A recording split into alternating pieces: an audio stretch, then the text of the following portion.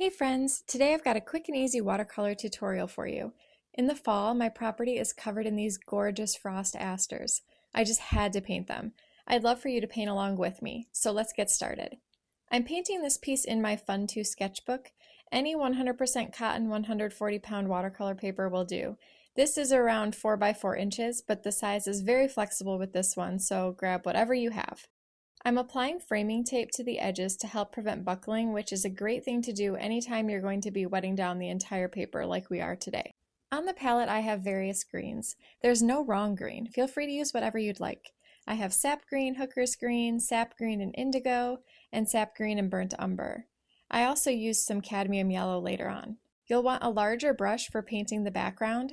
This is a Meeden quill brush, and a smaller brush for the flowers. This is a size 4 round by Transon. We'll also be using a little bit of table salt as well as some Bleedproof White.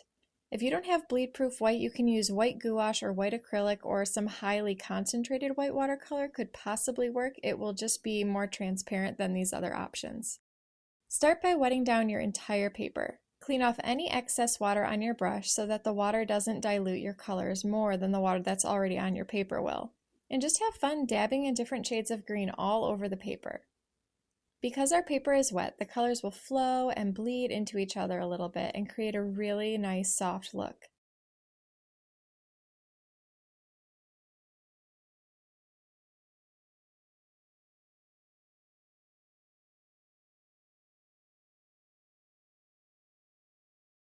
Now that I have all of my pigment on the paper, I'm just using a clean damp brush to blend those colors in a little more. While the paper is still wet, sprinkle a little bit of your table salt onto your paper.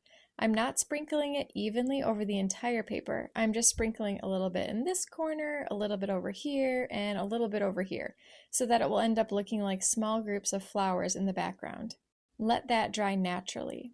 After it dries, brush off all the salt. You can see it has such a cool effect on the paper. It looks like we have these tiny little flowers in the background. I've added some cadmium yellow to my palette as well as some Bleedproof White.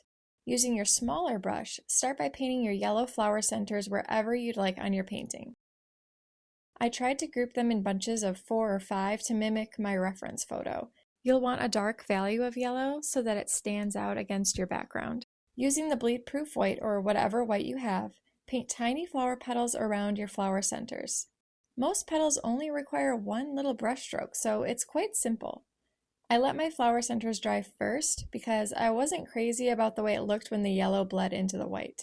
And you're just going to continue this process across your page. Paint your yellow flower centers and then add in your white flower petals around the yellow centers.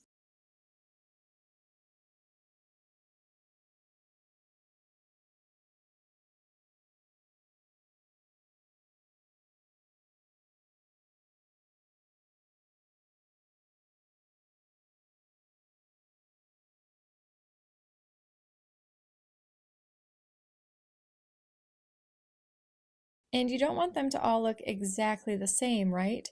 You can make them look different by varying the lengths of your petals. So maybe on the top of the flower, the petals are longer, and then as you get towards the bottom of the flower center, your petals get shorter.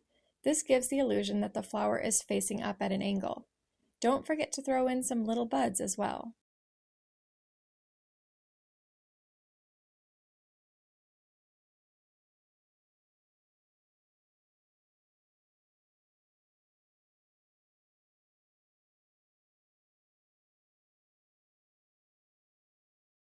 After your flowers are finished and dried, grab some green and start painting in those stems.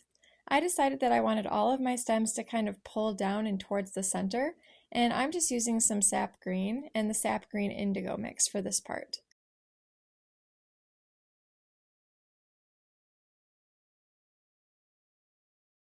Asters have lots of little leaves, so I'm trying to recreate that look here with the way I'm painting my leaves.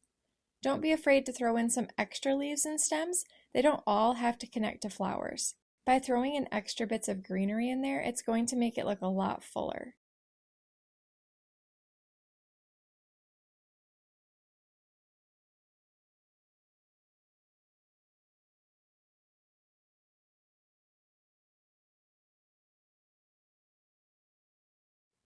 Here I'm grabbing my sap green and indigo mix and just dabbing little bits of it on the bottom sides of the leaves and the stems of the flowers. Adding indigo to your green is a great way to get a shadow color, and by adding it throughout your leaves and stems, it adds a lot of depth to the painting. Using only one shade of green tends to make a painting look a little more flat.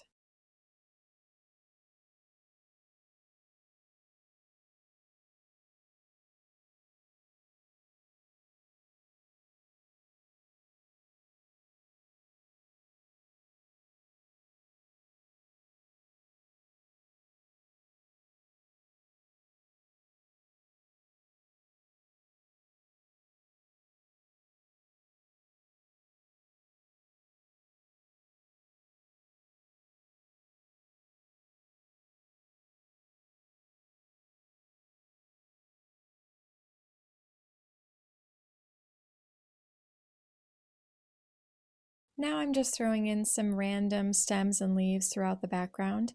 These could symbolize the stems for the flowers in the background, or just additional leaves and stems that are part of the plants in the foreground. This is a really easy way to fill in some of those empty spaces in a painting.